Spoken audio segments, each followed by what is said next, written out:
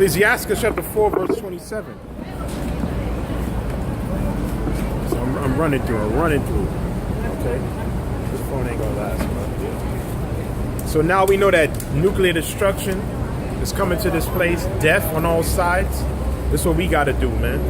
Ecclesiastes chapter 4, verse 27. It says, no, 28. Strive for the truth until death, and the Lord shall fight for thee. I'm going to read that again. Ecclesiastes chapter 4, verse 28. Strive for the truth unto death, and the Lord shall fight for thee, man. You got to strive for the mastery of this thing, man. Especially now, since the Most High is showing you all these signs. You're supposed to be fervent, man. Unmovable, man. Always abounding in the work. Continue to strive, keep working, keep laboring. People come up against you, count that as a blessing. Like Yahawashi said, blessed are they when men shall take you away from their company, man. When they persecute you and say all manner of evil against you falsely for my name's sake. He said, rejoice and be glad, for great is your reward in heaven. Because the reward we gonna get is gonna make this look like it was nothing. So I'm gonna read that precept one more time. Ecclesiastes chapter 4, verse 27. Strive for the truth unto death, and the Lord shall fight for thee, man. All right? We read Hebrews 11. And that faith, that work is gonna lead to spiritual power. Okay? Right now we have it to some degree through the name, but it's gonna be manifest, man. Hebrews 11.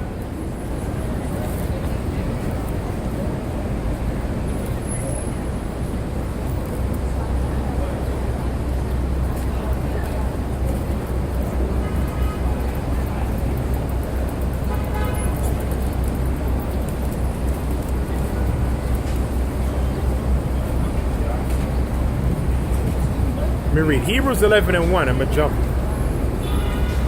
Now faith is the substance of things hoped for, the evidence of things not seen. Read again, Hebrews 11 and 1.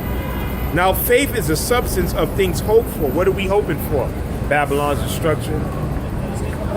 Trying to be saved or delivered from the nuclear destruction, be a part of the elect. That's what we're hoping for. But the evidence of things not seen, you don't see that. And that seems far-fetched. But verse 6, it says what? So believing in the possibility, that's faith, man. Verse 6, but without faith, it is impossible to please the Most High.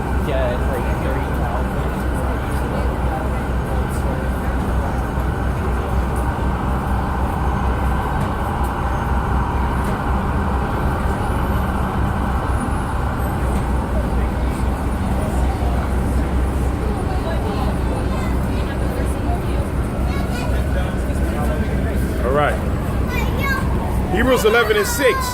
But without faith it is impossible to please him. For he that cometh to the Most High must believe that he is, and that he is a rewarder of them that diligently seek him. So you got to believe you're going to get that reward. You have to believe, man. Okay? Now we're going to read some examples. By faith Noah, being warned of the Most High of things not seen as yet, which was the flood, because they never seen water back then, rain back then, man. Okay, the dew used to water the earth.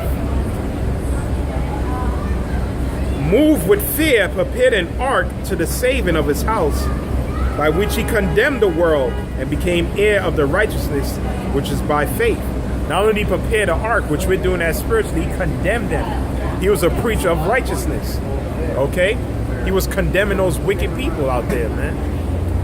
Noah did, and that's how he got saved. Verse 8. By faith Abraham, when he was called to go out into a place which he should have received for an inheritance, what they call the Fertile Crescent, into the land of Israel, from where he was. Okay, Abraham came out of the land of the Chaldees, man. Babylon, man. And he made that journey into what? The land of Canaan.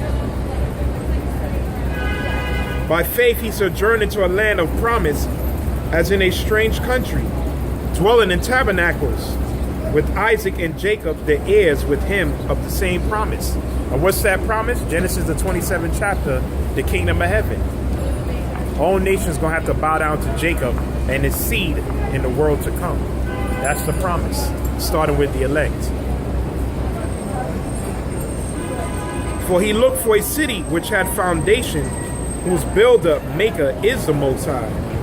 Through faith also Sarah herself received strength to conceive seed, and was delivered a child when she was past age. She was 90 years old, because she judged him faithful who had promised.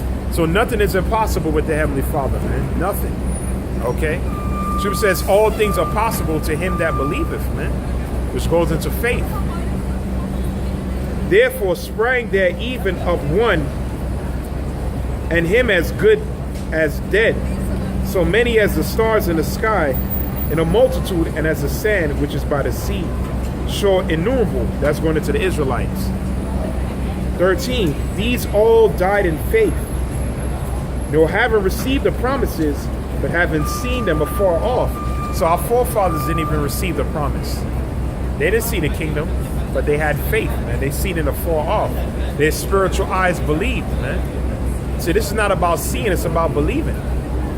And that's why Esau could never understand this, because this whole thing is observation and coming up with hypothesis and all this foolishness, man. Okay, all you got to do is believe in the Most High. Okay? But having seen them afar off, were persuaded of them, and embraced them, and confessed that they were strangers and pilgrims on the earth. I'm going to read another point.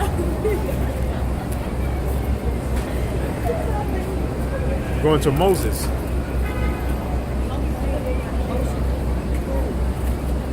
Verse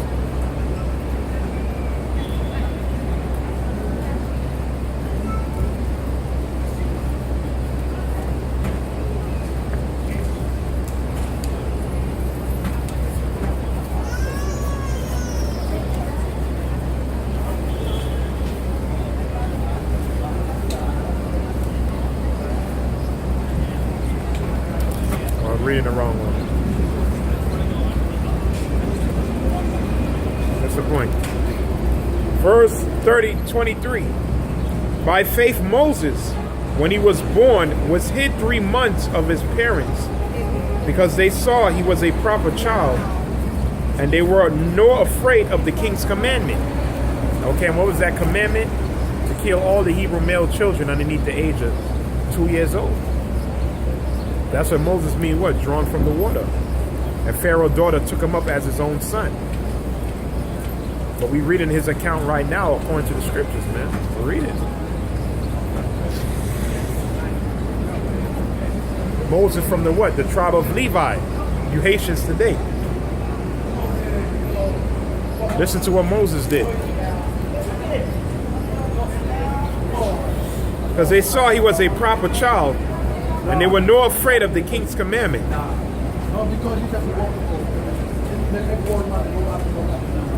By faith Moses, when he was come to years, refused to be called the son of the Pharaoh's daughter. So that's how much royalty and power Moses had. He refused to be called the Pharaoh's daughter, man. You know what I'm saying? And you got demons out here trying to record what I'm saying. The Lord going to destroy y'all, man. You know what I'm saying? Like, the men of the Lord see everything, man. It don't matter if you're, first of all, they already see us on the internet anyway. So that's useless, man. That's foolishness, man. You read on. It says, look at shoot left. See what I'm saying? Every week they send the agents out here. You know what I'm saying? It's just so corny. Like, anyway, man. By faith Moses, when he was born, was hid 3 months of his parents, because they saw he was a proper child, and they were nor afraid of the king's commandment. By faith Moses, when he was come to years, refused to be called the son of the Pharaoh's daughter, choosing rather to suffer affliction with the people of the Most High than to enjoy the pleasures of sin for a season, man. Esteeming the reproaches of Yahawashi greater than the treasures in Egypt, for he had respect unto the recompense of the reward, man. That's why it says, by faith he forsook Egypt, not fearing the wrath of the king, for he endured as seeing him, for who is invisible. So he feared the invisible power. And he forsook the ways of Egypt, which is the ways of the world, which is the ways of death. And the same path he took is the same path we're taking. You got to kill your life in this world, man. Yahawashi said it best. No man can serve two masters. Either he'll love one or he'll hate the other. So you cannot love the Most High and Mammon. You can't love the Most High and love America, man. Okay, they just finished celebrating that foolish July the 4th. Okay? So you had niggas and spicks celebrating July the 4th, man. Bunch of dumbass niggas, man. And that's why 2/3 of you going to be destroyed, man. Okay? Like they say, ignorance is not an excuse, man. Y'all know the history behind these things, but y'all willingly do it because your slave master does it. We just read Moses didn't fear the commandment of the king. He feared the Most High, man. That's why the scripture says, Proverbs 29:26.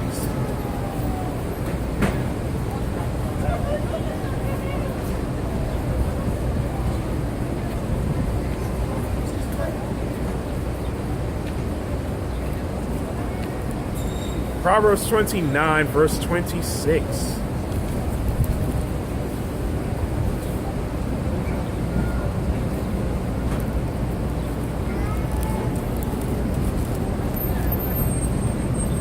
Proverbs 29:26. Many seek the ruler's favor. And that's our people. They seek the oppressor's favor. Many seek the ruler's favor, but every man's judgment cometh from the Lord. And Moses understood that. Because he had what? Faith. It takes faith to believe in an invisible power, man. And to fear this invisible power. It takes only a man of faith can do that. And the scripture says the fear of the Lord is the beginning of knowledge, man. Okay? So what did Yahawashi say? John chapter 19.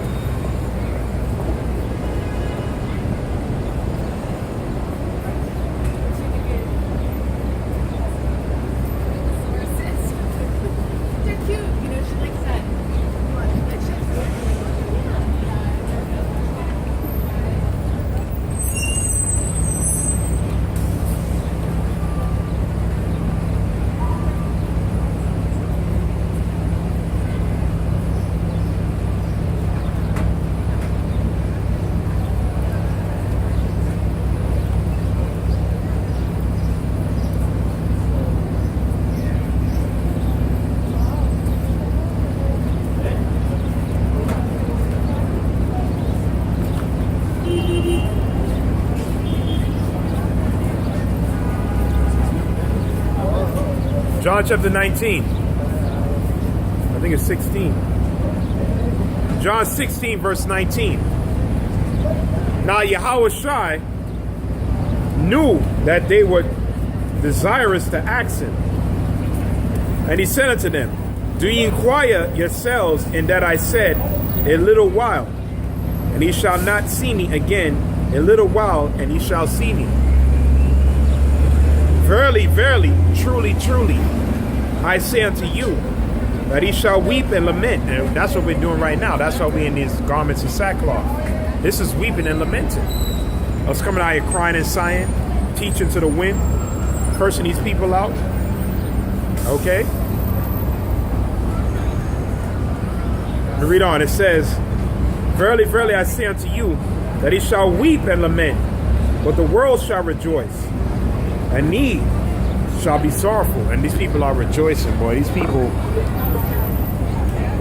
they are just in a gross state of no return. Whether it's a Sunday, Monday, Tuesday, every single day of the week. Every day is a damn party. It says, but the world shall rejoice, ye shall be sorrowful. But your sorrow shall be turned into joy, man. That's what we're patiently waiting for. Be patient, okay? Because their sorrow gonna turn, our sorrow is gonna turn into joy. A woman, when she is travailed, has sorrow, because her hour is come. But as soon as she is delivered of the child, she remembereth no more the anguish for the joy that a man is born into the world. So yeah, a woman go through her pain, a labor pains. But guess what? After that baby is brought forth, she has joy. So that's the same thing with us. They have joy, we have sorrow. But their joy is going to turn into sorrow, and our sorrow is going to turn into joy. 22. And ye now, therefore, have sorrow, but I will give you again. I will see you again. Let's talk about now, okay? We're in the time of the Messiah making his second coming. That's why all these prophecies are happening. And your heart shall rejoice, and your joy no man take it from you. And what no man is going to take from us, that crown of glory. Revelation chapter 3, verse 11.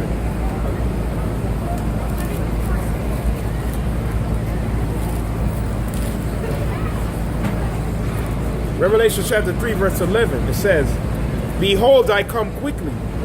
Hold that fast which he has, and that no man take thy crown. There you go. Let no man take your crown, man. Scripture says, neither death, tribulation can keep the elect away from Yahawashi. That's what Paul said in Romans 8:33. Okay? He said James 1, Hebrews 11. Okay. Let me read. Hebrews chapter 4, verse 8. So our sorrow is going to turn into joy. Right?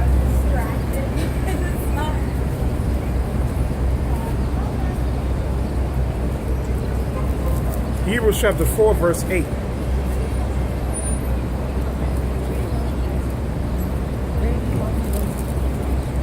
Hebrews 4 and 8.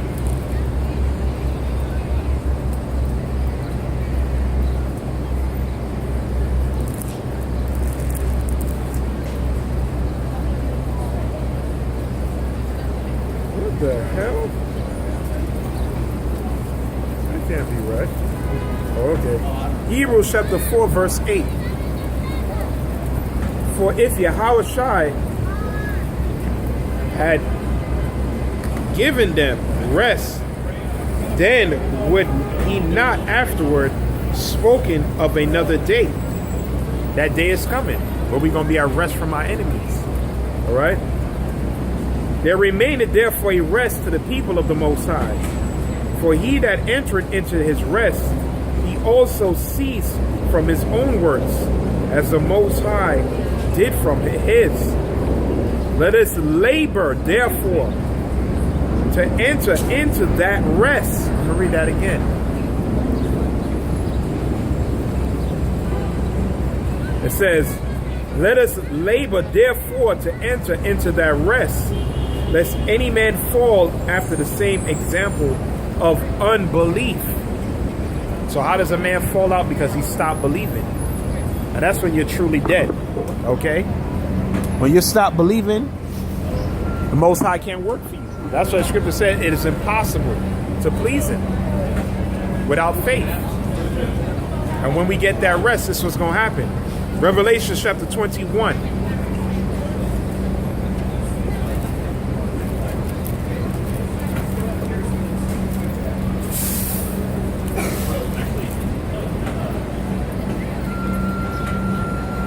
Revelation chapter 21.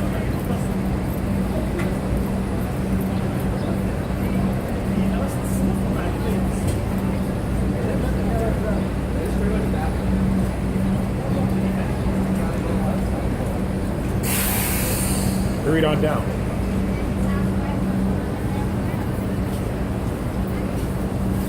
Revelation 21, verse 1. And I saw a new heaven and a new earth. For the first heaven and the first earth were passed away. That rulership, okay? This current setup is going to be passed away. And there was no more sea. There's going to be a sea, man. All right? Read it again. Verse 1. That's all talking about this first current setup. Okay? This Babylonian setup. That's going to pass away. Revelation, the 19th chapter, breaks down the many waters that the horse sat upon. I just read that earlier, which was of different nations and peoples. Okay, so they're set up, these nations, there's going to be no more. And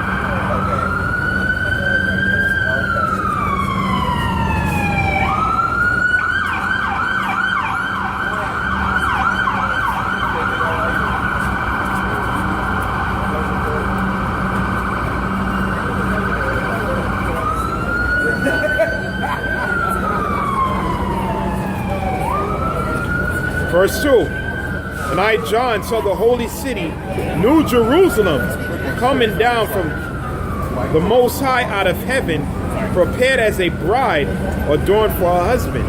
What's that New Jerusalem? The elect.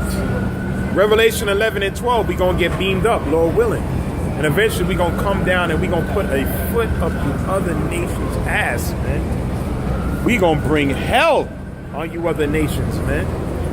Okay, but this is the marriage that the scriptures is talking about. The bride being the elect, the bridegroom being the Lord. And he's going to join us back to the Most High as the mediator. And I heard a great voice out of heaven saying, behold, the tabernacle of the Most High is with men. So this is all about the Israelite man coming back to glory.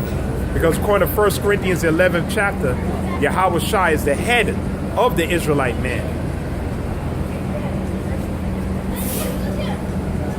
The tabernacle of Most High is with men, and he dwell with them. They shall be his people, and the Most High himself shall be with them and be their power. So Yahawashi is going to be with us in the kingdom forever. So Israel never going to go off. Hell, Israel ain't never going to think of going off, man.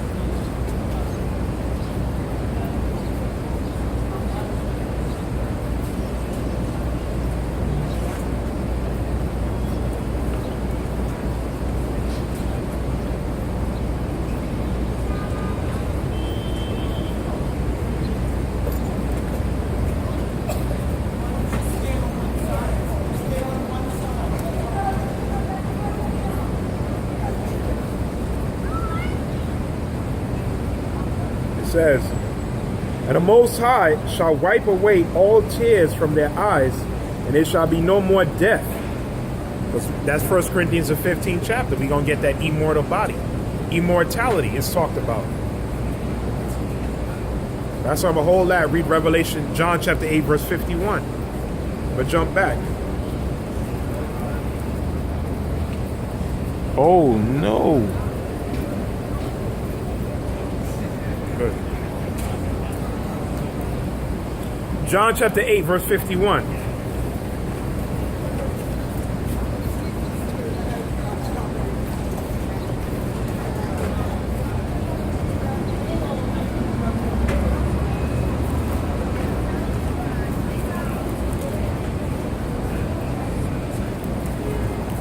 Quick precept. And we're going to jump to the point. John chapter 8, verse 51. Yahawashi. Verily, verily, I say unto you, if any man keep my saying, he shall never see death, man. So let's jump back. It says, and the Most High shall wipe away all their tears from their eyes, and it shall be no more death, immortality. That's a part of the promise.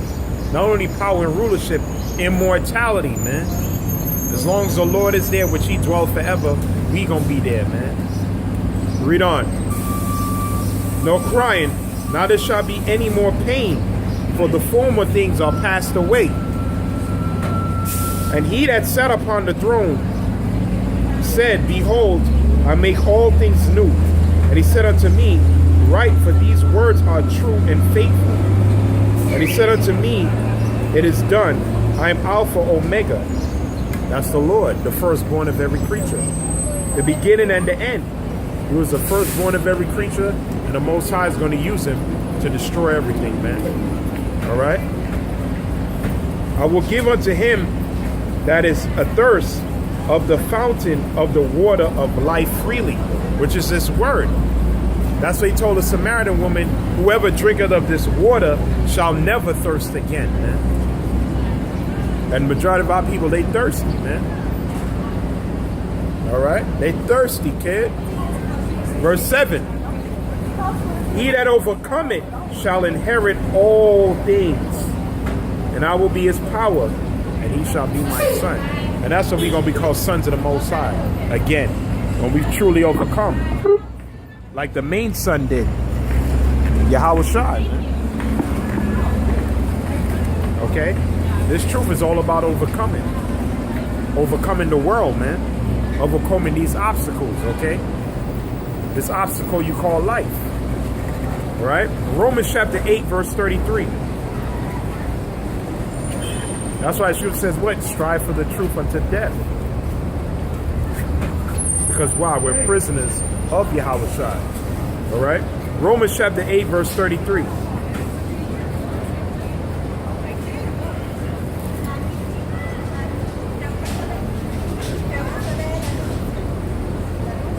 Romans 8:33.